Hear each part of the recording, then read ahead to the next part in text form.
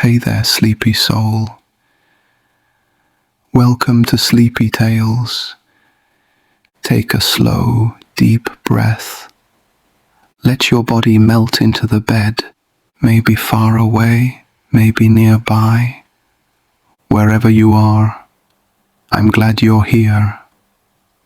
Now close your eyes and let's drift into tonight's story together.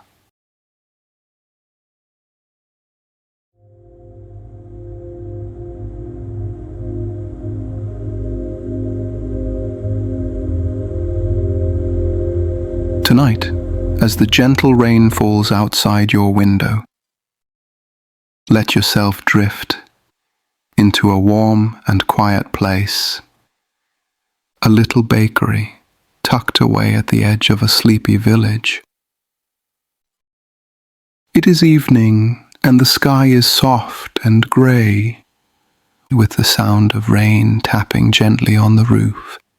Inside the bakery, the air is warm, carrying the comforting scent of fresh bread, cinnamon, and ginger. The glow of lantern light flickers softly against the wooden shelves, where golden loaves rest in neat rows. You hear the steady rhythm of raindrops like a lullaby, steady and calm. Tap, tap, tap. Each sound makes your body relax a little more. Your shoulders ease, your breathing slows, and the world outside becomes distant. In the bakery, a kindly old woman is at her wooden table. Her hands move slowly, carefully, as she mixes flour, sugar, butter, and fragrant ginger. She hums a quiet tune as though she has sung it for many years, a melody as gentle as the rain itself. Beside her, the old man tends to the oven. The fire glows softly, steady and warm, crackling faintly like whispers in the night. Together they work without hurry, in the peaceful rhythm of two people who have lived many quiet seasons together. The old woman takes the dough she has prepared and rolls it out with a heavy wooden rolling pin, slowly back and forth, back and forth. The sound is soft and steady, like the rocking of a cradle. She presses little shapes into the dough, and then with a smile she begins to cut out the shape of something special. A little boy made of gingerbread. Round face, bright eyes, a smile full of mischief.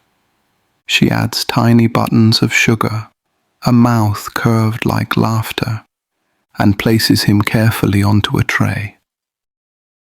Outside, the rain continues, calm, steady, soothing. Inside, the scent of ginger and cinnamon fills the air more deeply now as the oven door closes with a gentle sound.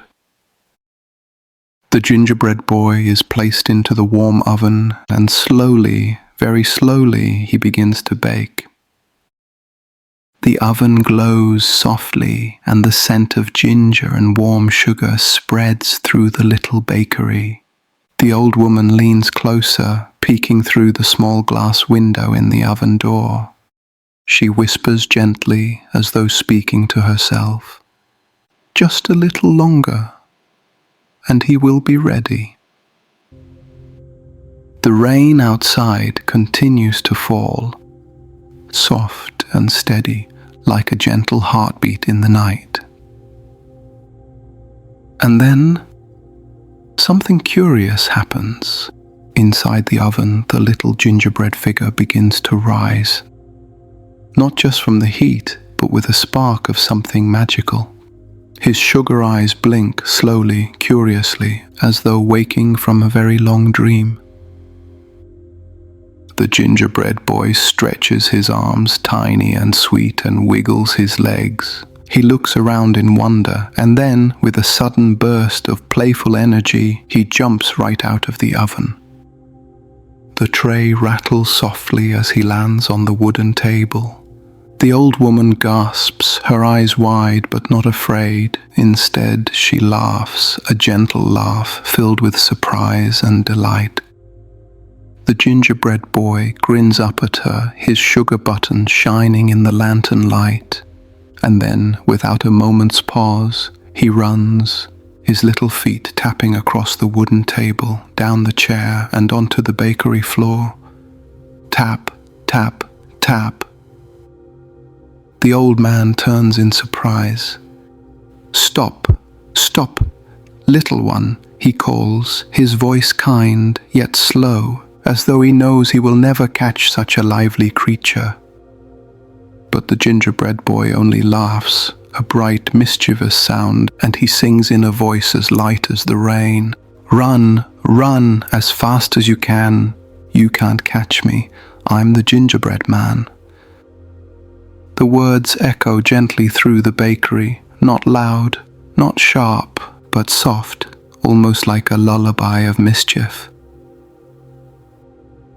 The old woman and old man step carefully across the bakery floor, but the gingerbread boy is already at the door. With a playful leap, he pushes it open and runs out into the rainy night. The village is quiet, the cobblestone streets glistening under the rain. Lanterns glow dimly, their light blurred by falling droplets. The gingerbread boy runs lightly across the stones, his little footsteps mixing with the soothing patter of rain. Behind him, the sound of the old woman and old man calling fades softly, until all that remains is the whisper of rain, the glow of the lanterns, and the tiny laughter of the gingerbread boy, free and full of life. The night is soft and wet, the cobblestones shining under the silver glow of lanterns. The little gingerbread boy runs lightly, his sugared feet making tiny sounds, almost like raindrops dancing on stone. Each step is playful but never hurried, because even in his running there is joy and a gentle rhythm. From a nearby yard, a cow lifts her sleepy head. She blinks slowly at the little figure running past and calls out in a low, calm voice, "Stop, little gingerbread, let me taste you." But the gingerbread boy only laughs, his voice blending with the rain. "Run, run, as fast as you can. You can't catch me. I'm the gingerbread man." The cow takes one slow step forward, but the rain is steady and the night is heavy, and soon she lowers her head again, too drowsy to chase. The gingerbread boy continues on, his footsteps tapping softly. Through the village he runs, past closed shops, quiet homes, and the flicker of candlelight in windows. The scent of bread and ginger lingers faintly in the air, carried by the misty rain. Soon, a horse standing beneath a stable roof notices him. The horse shakes its mane and neighs gently. "Little one, come closer. Let me have a bite." But the gingerbread boy keeps moving, steady and light, calling once more, softly, almost like a song carried by the rain. "Run, run as fast as you can. You can't catch me. I'm the gingerbread man." The horse makes no chase. Instead, its deep eyes follow him quietly, and with a sigh, it rests again, the sound of breath mixing with the soft rhythm of falling rain. Further along the road, the gingerbread boy passes by a group of children who had been playing earlier, but now stand beneath a porch to watch the rain. They see him, this little figure glowing faintly in the lantern light, and they call out with wonder. "Catch him! Catch the gingerbread," they say. Their voices are filled with laughter, not anger, and yet their steps are slow and heavy in the wet night. The gingerbread boy, light as air, dances just beyond their reach, singing gently as he runs. You can't catch me, I'm the gingerbread man. The children chase for a moment, but the night is late, and soon their laughter fades into yawns. They sit back down beneath the porch, listening again to the steady rainfall, letting their eyes grow heavy. The gingerbread boy runs on, free and cheerful, his little voice soft, blending with the endless, calming music of the rain. The little gingerbread boy keeps running through the night, though his steps are never hurried, never harsh. The rain continues, soft and endless, wrapping the village in a blanket of silver sound. Each lantern glows faintly, and each home is still, as though the whole world has gone to sleep. At the edge of the village, the cobblestone road bends toward a quiet river. The water moves slowly, carrying the reflection of moonlight and rain. It is here, near the riverbank, that a fox waits in the shadows. The fox is not fierce, not frightening. Its eyes are calm and its voice is low, steady and soothing, like the deep tone of a storyteller.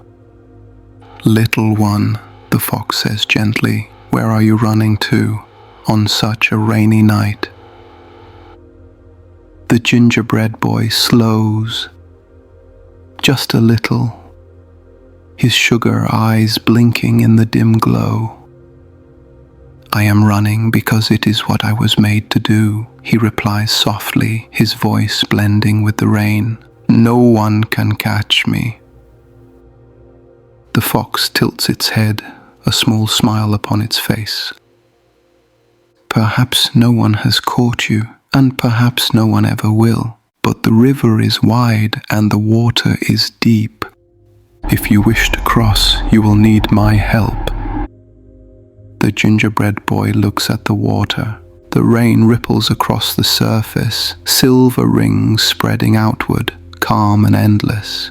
He nods, slowly. The fox kneels, its fur sleek and damp with the rain. Climb upon my back, little one, the fox whispers, and I will carry you gently. And so with careful steps, the gingerbread boy climbs onto the fox's back. The fox moves into the water, steady and sure, each step sending ripples across the river. The gingerbread boy feels the rocking motion, the cool mist of rain, the warmth of the fox beneath him. For the first time, he grows quiet. The playful laughter fades into something softer, something calmer. Halfway across the river, the fox speaks once more, its voice almost like a lullaby. You have run far, little one. You have laughed and you have played. Now it is time to rest. The gingerbread boy listens. The rain falls. The river flows. His sugar eyes grow heavy and slowly he closes them. When the fox reaches the far side of the river, the night is even quieter. The village is far behind, the lanterns dim, the world hushed. The fox lies down beneath a tree, and the gingerbread boy rests peacefully, no longer running, no longer chasing, just still, calm, safe. The rain continues its gentle song, the river whispers softly, and the night carries all things into silence, into rest, into dreams. As the story fades, let the rain carry you into your own gentle sleep. There is nothing to chase, nothing to catch, only calm, only rest, only the quiet safety of night. Breathe slowly, deeply. The gingerbread boy has found his rest, and now so will you. Good night.